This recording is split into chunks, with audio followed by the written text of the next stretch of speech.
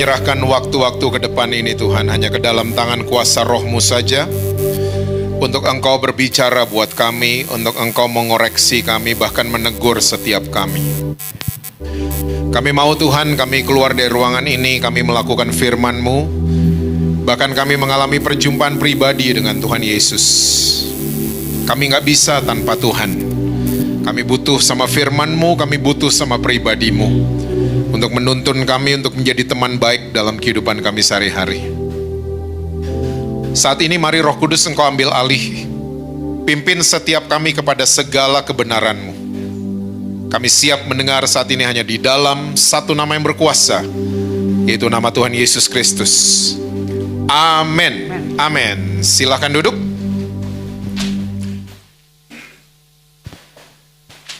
Boleh tepuk tangannya di extend buat para worship leaders, singers, dan musicians. Shalom saudara semua. Apa kabar saudara? Semua masih percaya Yesus? Masih baca Alkitab? Jangan sampai enggak itu ya. Oke, kita lihat Alkitab kita bersama dalam kitab 2 Korintus pasalnya yang keempat. Ayatnya yang ke-18. Saya janji jam 2 saya sudah selesai. Yang amin cuma 8 orang, jadi 40 menit selesai. 2 Korintus 4 ayatnya ke-18, Alkitab bilang begini. Sebab kami tidak memperhatikan yang kelihatan, melainkan yang tak kelihatan. Karena yang kelihatan adalah sementara, sedangkan yang tak kelihatan adalah kekal. Saya mau cerita sedikit buat Bapak Ibu, Saudara-saudara semua. Satu hari di akhir tahun 80-an, ada perusahaan sepatu yang lambangnya macan lagi lompat. Mungkin saudara tahu, mungkin saudara punya satu di rumah. Ya, mereka tuh hampir bangkrut akhir 80-an, kalah sama dua yang lain itu.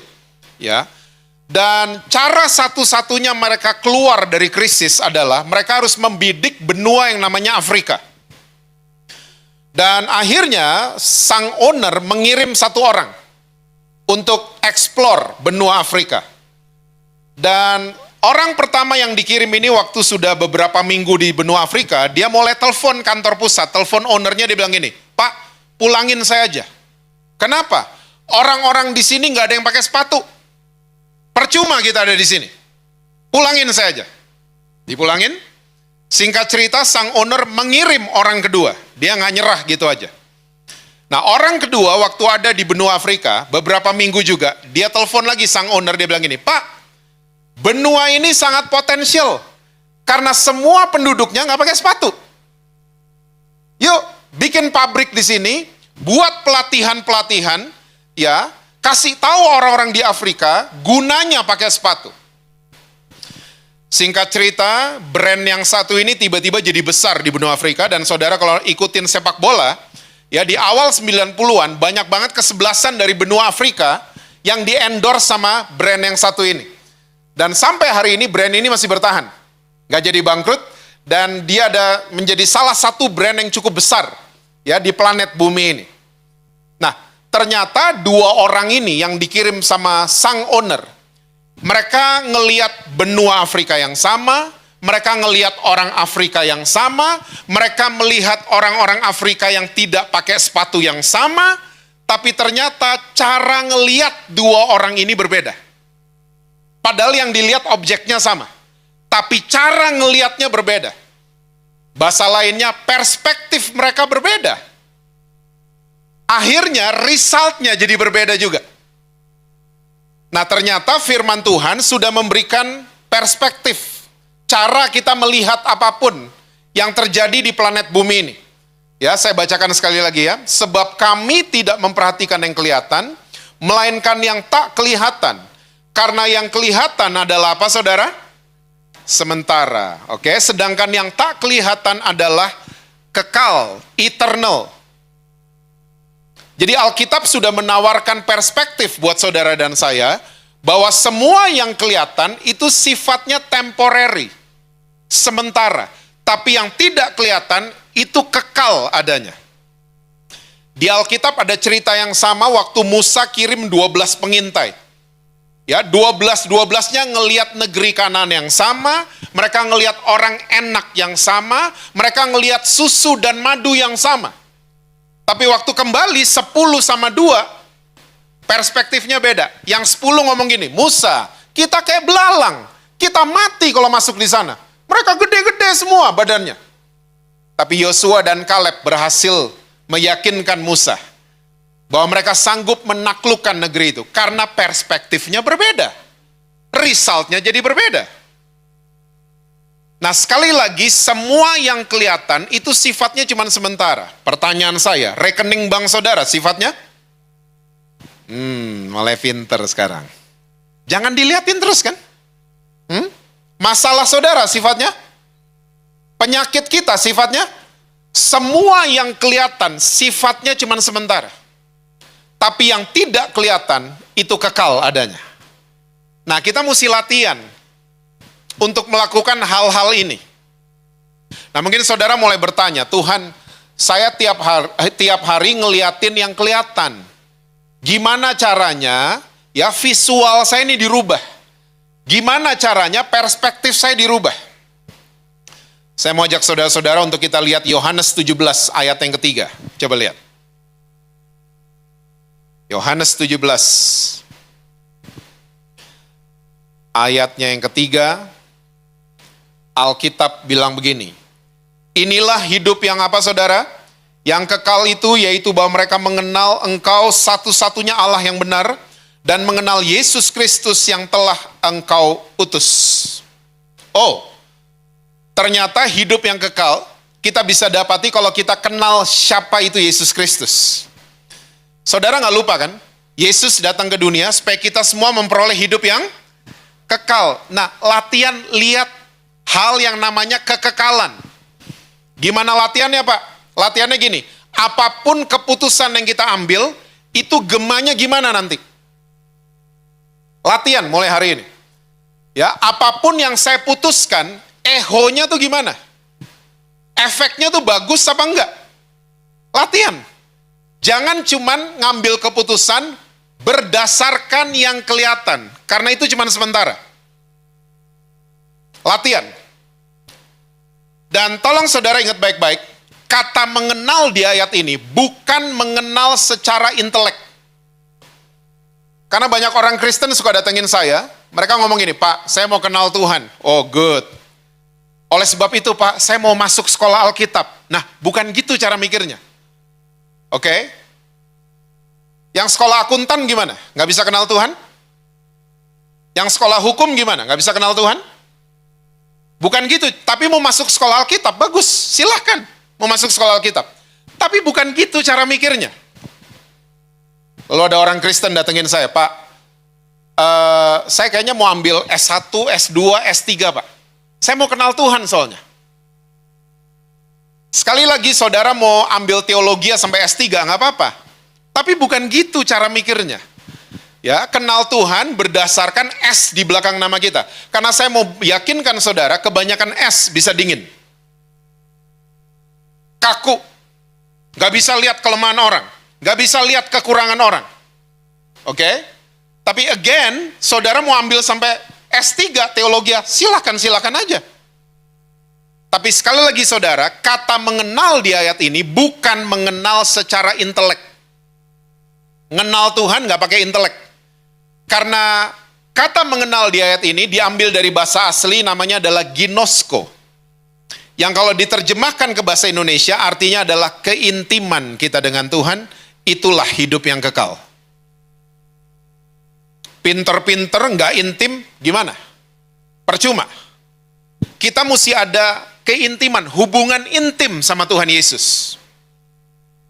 Dan saya masih percaya sampai hari ini, di mana ada keintiman selalu membuahkan sesuatu. Saya percaya waktu kita ada keintiman dengan Tuhan, buah roh akan keluar dari karakter kita. Karena kita intim. Saya takutnya gini, kalau kita nggak ada keintiman sama Tuhan, kenal Tuhan cuma pakai pengetahuan. Saya takutnya begini, kita akhirnya nggak bikin dosa karena nggak ada kesempatan. Pernah dengar? Atau pernah ngalamin? Gak bikin dosa karena sebelahnya ada suaminya terus. Gak bikin dosa karena sebelahnya ada istrinya terus. Gak ada kesempatan. Gak bikin dosa karena sebelahnya ada kakak rohaninya terus. Pas ada kesempatan, langsung kita kepleset. Ya, langsung kita bikin dosa itu karena apa? Dosa lahir dari keinginan di dalam hati, kata Yakobus. Ininya udah kotor ternyata. Karena kita nggak pernah intim sama Tuhan Yesus. Makanya saudara, jangan pernah ketipu sama penampilan. Saya udah ketemu banyak orang rambutnya cepak, hatinya gondrong. Saya ketemu sebaliknya juga banyak. Saya ketemu banyak orang gondrong, hatinya malah luar biasa. Yesus kan gondrong, hatinya luar biasa. Makanya jangan ributin penampilan. Yesus mau saudara dan saya ada hubungan intim sama dia. Nah, kita bisa intim sama satu orang. Kalau orang itu jadi number one buat kita. Betul apa betul? Kita nggak intim sama sembarang orang kan? Makanya kekristenan itu serba keintiman. Yesus bilang gerejanya kayak mempelai. Wih. Kata penyembahan bahasa aslinya adalah proskuneo. Yang artinya to kiss, mencium. Intim kan? Kita akan intim sama orang yang kita angkat orang itu jadi number one. Pertanyaannya, Yesus nomor satu nggak sekarang? Kalau enggak, kita akan susah intim. Kita akan intim sama yang lain. Saudara kalau nonton acara-acara olahraga kalau mau dimulai, biasanya stasiun TV itu banyak manggil pengamat. Misalnya sepak bola misalnya. Dipanggil tuh. Ya, komentator dipanggil. Wih, mereka kalau kasih komentar, hebat banget. Seakan-akan itu yang pasti terjadi. Mereka kalau kasih komentar, wah kesebelasan A ini ada yang cedera, ada yang kena kartu merah, dan mental mereka lagi down kayaknya. Kesebelasan B beda, ya mereka in the good mood, nggak ada yang kena kartu merah, semuanya mainnya lagi bagus, semua lini bagus. Kayaknya yang B akan ngalahin yang A, di atas kertas, prediksi. Saudara boleh dengar prediksi, tapi di dalam hati saudara apa yang bicara? Saya belain jagoan saya. Betul apa betul? Piala Dunia kemarin, Prancis gini-gini, Jesse Lantang, Argentina yang menang. Mau gimana prediksinya? Yang number one buat saya Argentina. Saya nggak mungkin berubah. Liga Inggris, orang mau ngomong apa? Di dalam hati saya cuma satu, Arsenal. Nggak ada yang lain. Saya mengucap syukur walaupun mereka kepepet, kesusul di akhir bulan terakhir. Ya, tapi tetap number one saya Arsenal. Orang mau prediksi apa, orang mau ngomong apa, tetap nomor satu saya Arsenal. Nah sekarang pertanyaannya untuk pagi menjelang siang ini, Yesus tuh nomor satu nggak? Karena seringkali kayak pembagian medali emas di kepala kita. Ya, kalau hari Minggu Yesus nomor satu, hari Senin Yesus medali perak turun. Hari Rabu apalagi jadi perunggu Yesus tiba-tiba. Dan seterusnya. Nah ternyata di Alkitab ada cerita kayak gini. Yuk buka sama-sama Matius 17. Ayatnya yang pertama sampai dengan ayat yang ke-8. Matius 17. Ayatnya yang pertama sampai dengan ayat yang ke-8. Itu judul perikop di atasnya Yesus dimuliakan di atas gunung. Kita baca berganti-gantian, setuju? Saya baca yang ganjil, saudara baca yang genap, oke? Karena ganjil genap lagi populer. Saya duluan ya. 6 hari kemudian Yesus membawa Petrus, Yakobus, dan Yohanes saudaranya, dan bersama-sama dengan mereka ia naik ke sebuah gunung yang tinggi. Di situ mereka sendiri saja, saudara.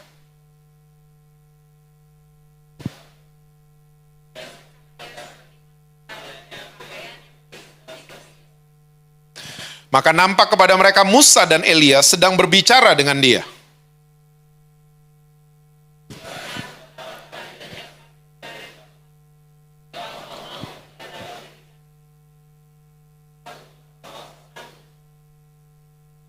Dan tiba-tiba sedang ia berkata-kata, turunlah awan yang terang menaungi mereka.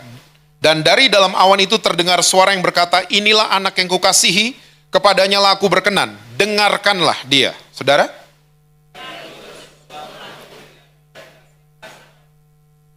Lalu Yesus datang kepada mereka dan menyentuh mereka sambil berkata, berdirilah, jangan takut.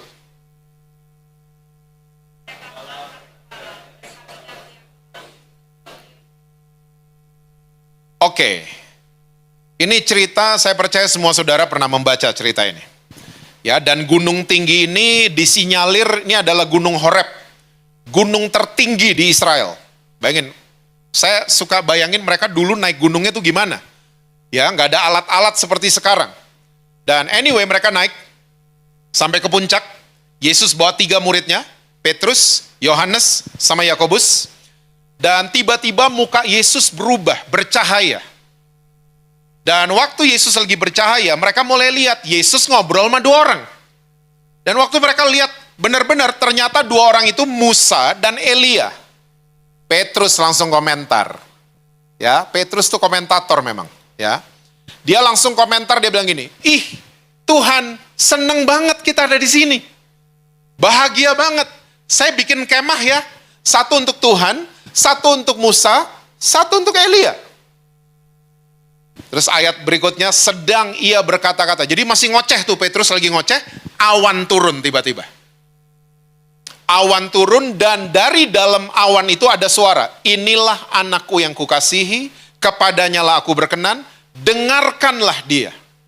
Petrus ketakutan sama 2 yang lain.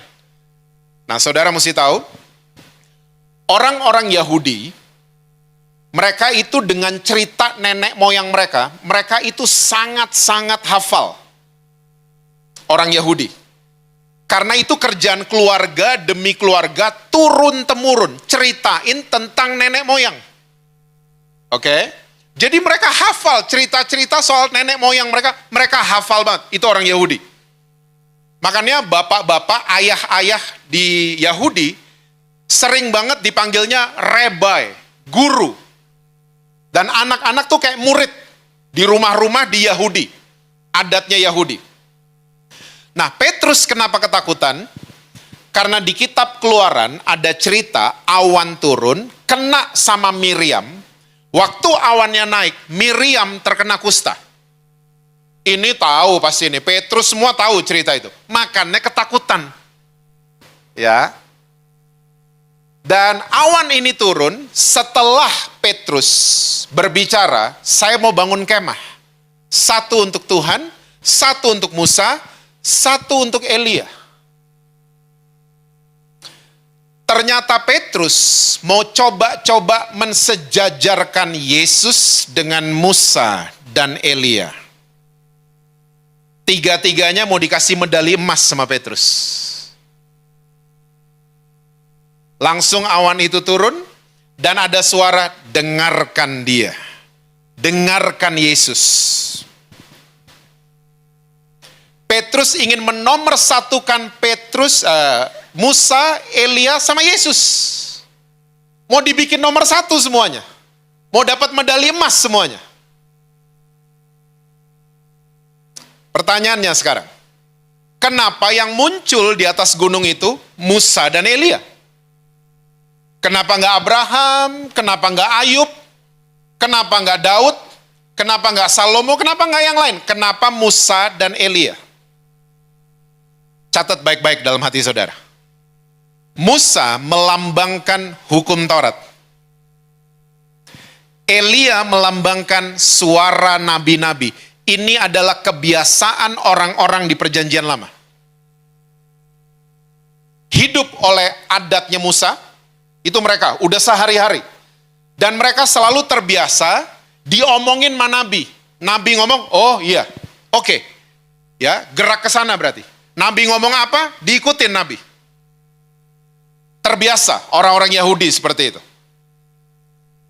Nah ternyata, Petrus ingin menyamakan Yesus dengan hukum Taurat dan suara kenabian.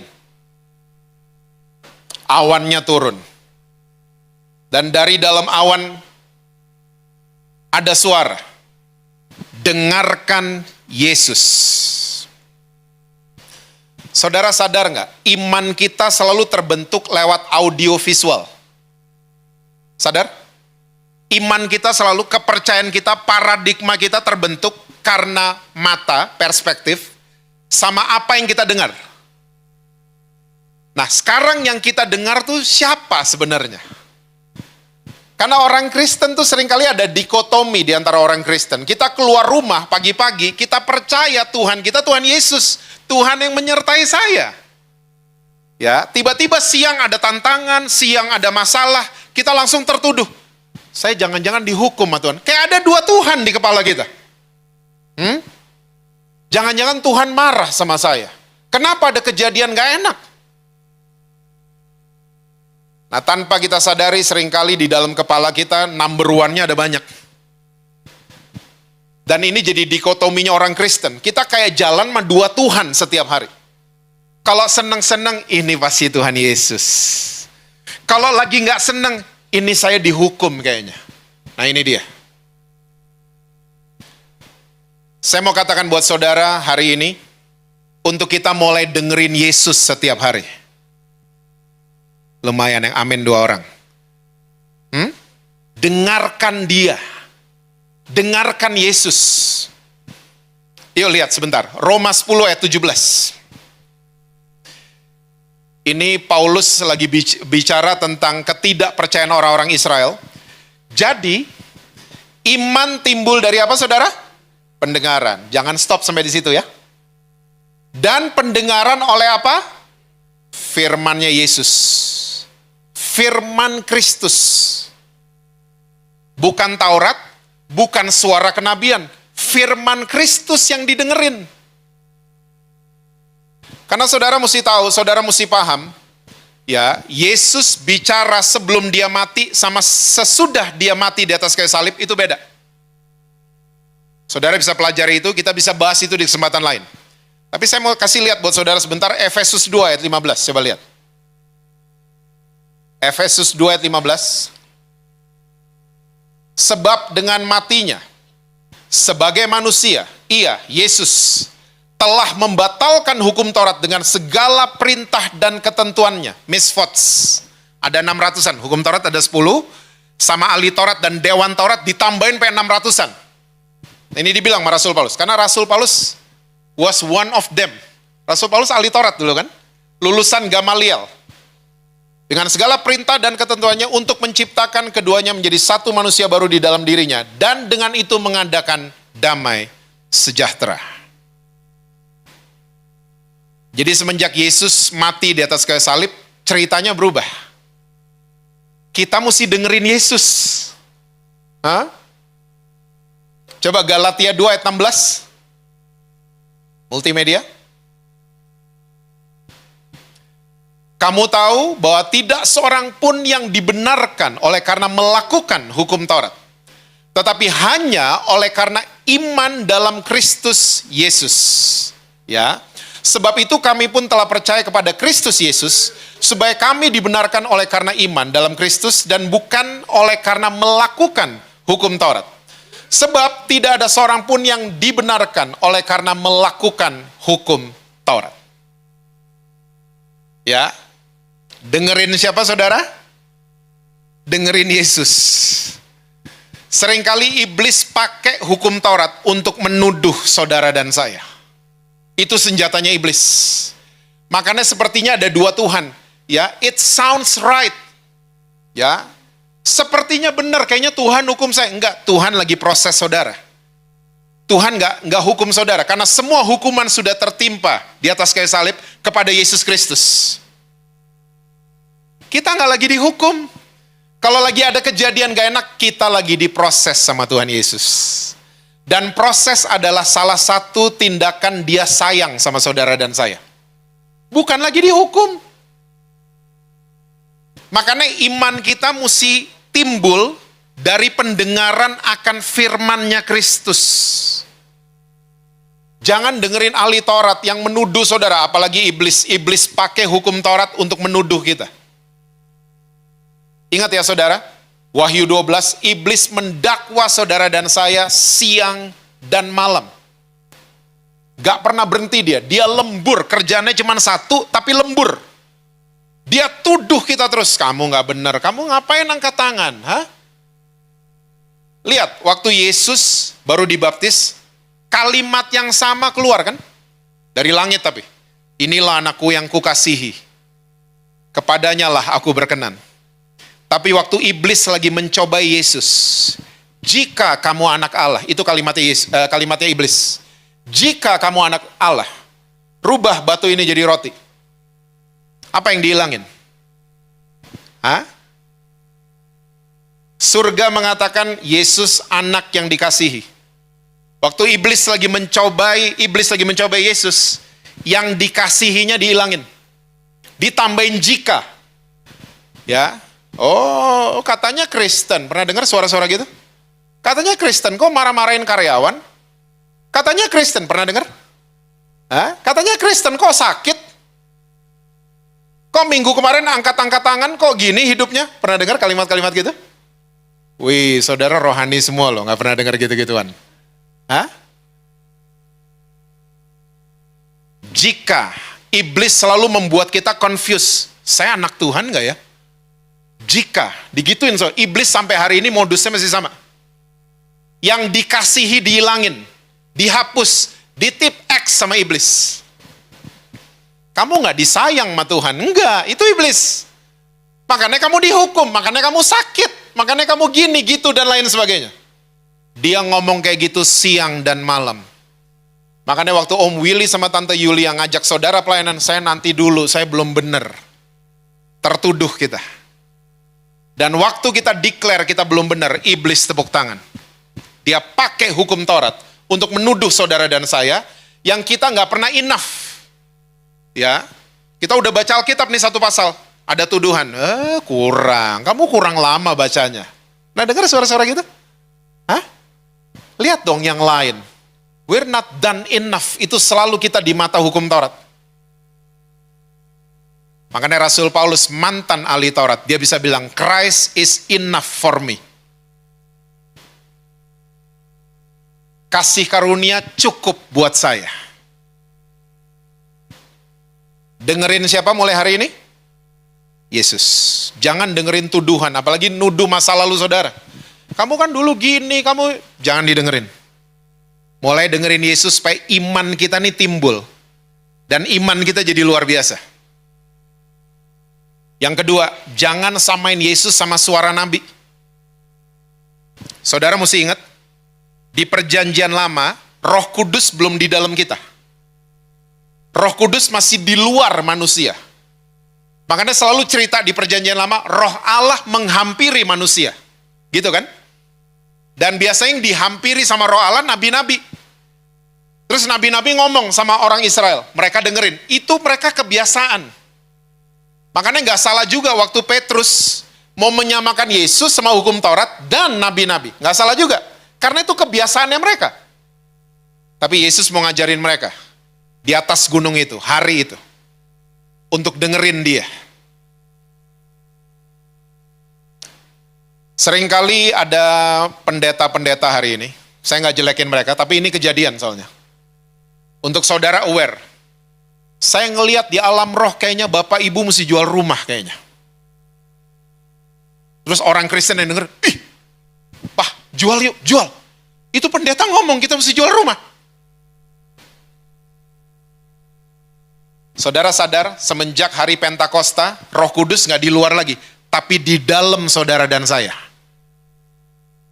Dia bisa bicara sama saudara, dia bicara sama saya. Dan Roh Kudus yang di dalam kita, nggak ada kelasnya, semua sama, kelas premium. Bukan Roh Kudus di Jesse Lantang premium class, di dalam saudara kelas KW. Nggak gitu, nggak. Sama Roh Kudusnya. Jadi kalau ada yang mulai ngomong-ngomong kayak gitu, coba tanya. Jangan kurang ajar sama orangnya, tapi tanya sama Roh Kudus, bener nggak? Dia bicara kok sama saudara. Saya ngelihat sepertinya Bapak Ibu mesti misi ke benua Afrika. Terus yang denger gitu langsung berangkat, semuanya dijual dan lain sebagainya. Weh, di Jakarta banyak penipuan atas nama Tuhan, be careful. Nabi-nabi klinik dan disenengin sama orang Kristen. Ya, nabi-nabi kayak gini seringkali kita lihatnya udah, kayak dukun, bisa baca masa depan segala macam. Kita lupa ada Roh Kudus di dalam kita. Dengerin siapa? Yesus. Makanya hari ini saya kalau ada orang minta doain, saya ajak lagi orang itu, Pak atau Bu, yuk doa juga. Jangan saya aja yang doa, ikut doa yuk. Nanti kita saling meneguhkan. Nah itu dia. Karena di perjanjian baru tugasnya rasul dan nabi-nabi meneguhkan jemaat. Bukan mendikte jemaat. Meneguhkan. Saudara datang saya, Pak, nih arti firman ini benar nggak? Oh benar, kebetulan saya udah belajar soalnya. Oh benar, meneguhkan kan? Gitu dong. Karena banyak banget loh, sampai hari ini orang Kristen, Pak pendeta di rumah saya ada tikus, datang dong, datang pendetanya. Mana tikusnya? Itu Pak, jebret begitu. Pendeta pulang. Ada lagi tikus, ditelepon lagi pendetanya. Pak ada tikus lagi, datang lagi pendetanya. Sorry, itu namanya pembodohan jemaat. Setiap ada tikus, pendetanya yang datang. Kalau memberdayakan jemaat, ada tikus, pendeta cuma datang sekali. Lihat ya, how I kill the rat. Lihat ya, cara saya bunuh tikus, jebret. Nah, kalau ada tikus lagi, bunuh sendiri. Itu jemaat jadi squad, jadi army akhirnya jemaatnya. Dengerin siapa? Yesus.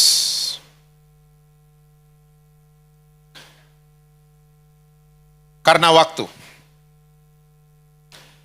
saya akan masuk ke bagian terakhir. Dari kitab Markus 5 ayat 21 sampai 43. Coba ya, kita nggak akan baca semua. Saudara nanti baca di rumah. Ini cerita yang luar biasa. Yesus menyembuhkan audiovisual 2 orang. Ya, judulnya Yesus membangkitkan anak Yairus dan menyembuhkan seorang perempuan yang sakit pendarahan. Ya.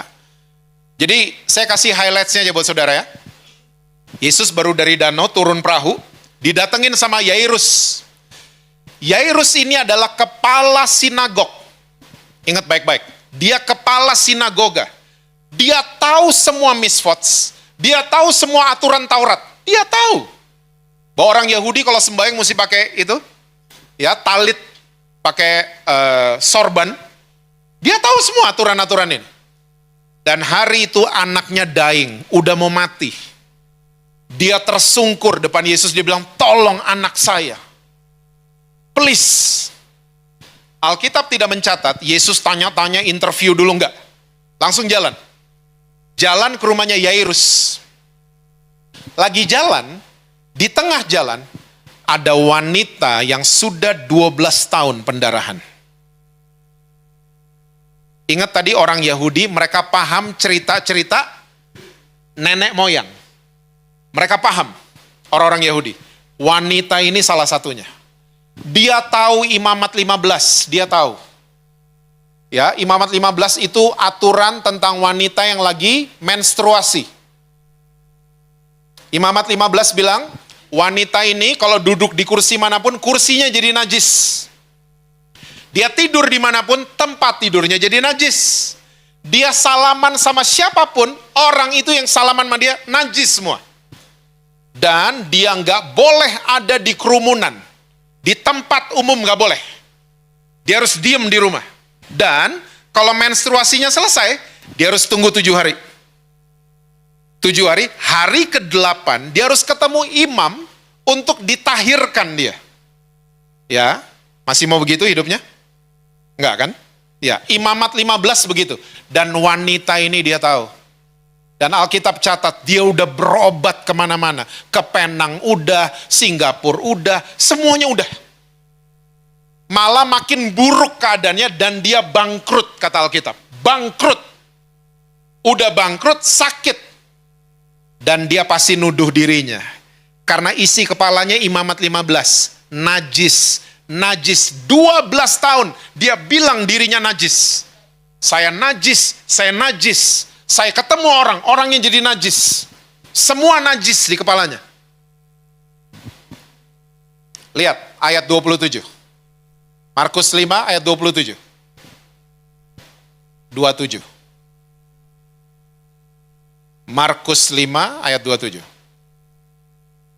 Dia, wanita ini, dia sudah, apa saudara? Berita-berita tentang siapa? Yesus. Berita tentang siapa?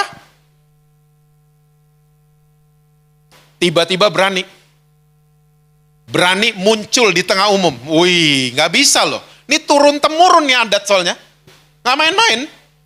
Ya, berani tiba-tiba.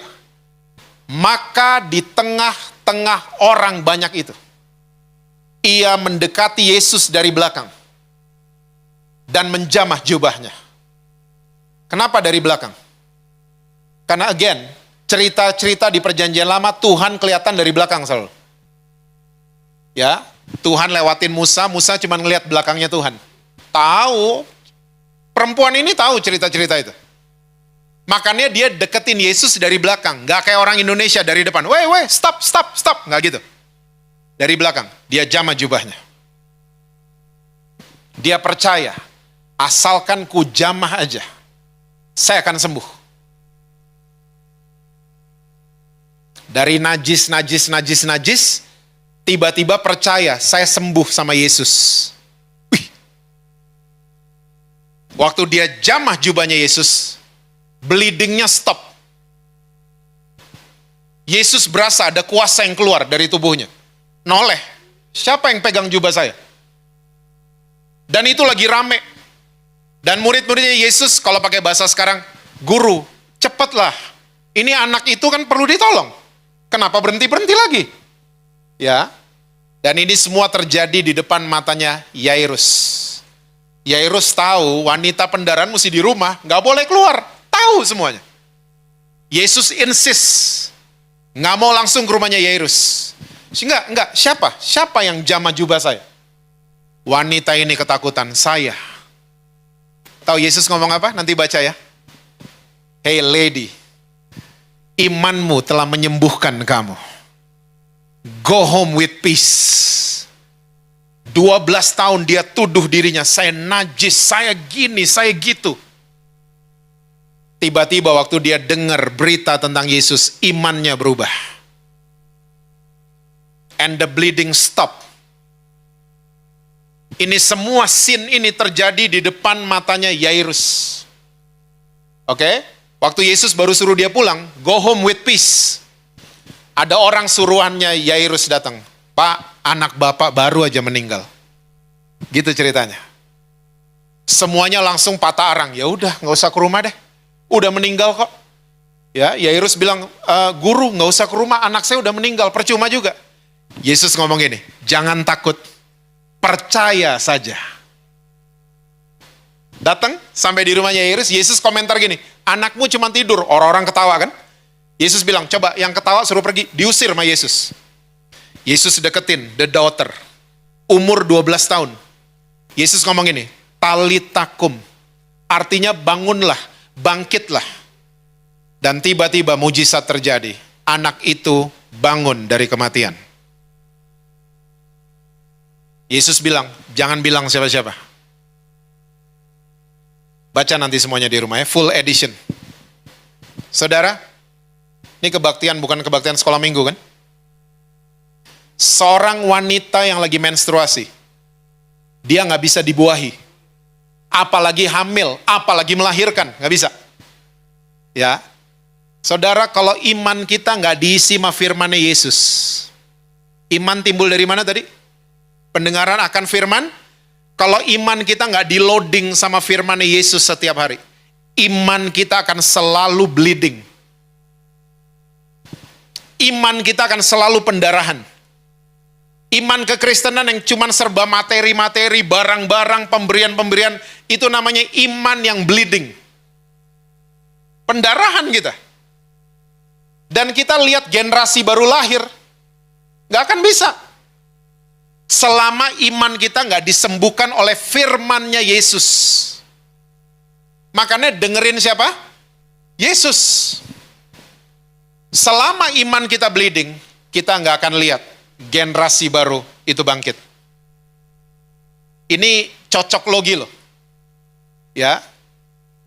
Wanita ini pendarahan 12 tahun, anaknya Yairus umurnya 12 tahun. Banyak orang tua hari ini suka datengin saya, DM saya, Pak, anak saya main game terus, diajak doa nggak mau. Pak, anak saya nggak mau kebaktian. Pak, anak saya udah nggak mau gereja. Pak, anak saya diajak kebaktian youth, udah nggak mau. Saya mau ajak orang tua yang hadir pada pagi menjelang siang ini. Mungkin daripada nuntut anak-anak kita yang berubah, kita aja yang berubah duluan. Iman kita soal Yesus dirubah. Jangan bleeding. We have to stop the bleeding. Dirubah.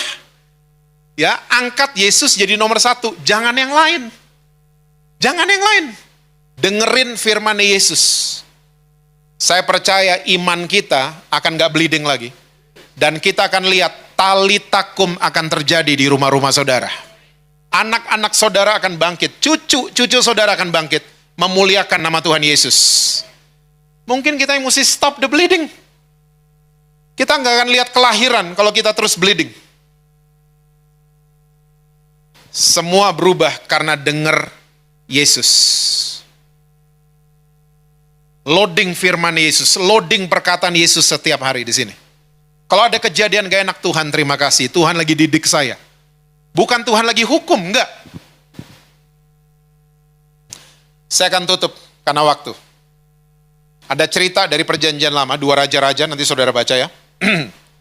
Satu hari, Elisa didatengin sama bujangnya. Bujangnya ngomong gini, celaka tuanku, kota kita dikepung sama musuh. Elisa sama bujangnya, dua-duanya manusia biasa. Telinga ada 2, makan lewat mulut, napas lewat hidung. Sama dua-duanya. Dan kalau dua-duanya orang Bandung, mereka pasti makan Kartikasari. Dua-duanya manusia. Elisa bukan superhero, bukan. Ya. Tapi tiba-tiba Elisa ngomong ini, jangan takut. Karena yang menyertai kita lebih besar daripada yang menyertai mereka. Tuhan, celikan matanya. Bujangnya Elisa tidak buta jasmani loh, tidak. Baca dari bahasa aslinya, dari tafsiran, tidak. Tapi ternyata doanya Elisa, ternyata doanya begini, Tuhan ganti perspektifnya. Bujangnya dengar dan matanya dicelikan. Habis dia dengar doanya Elisa.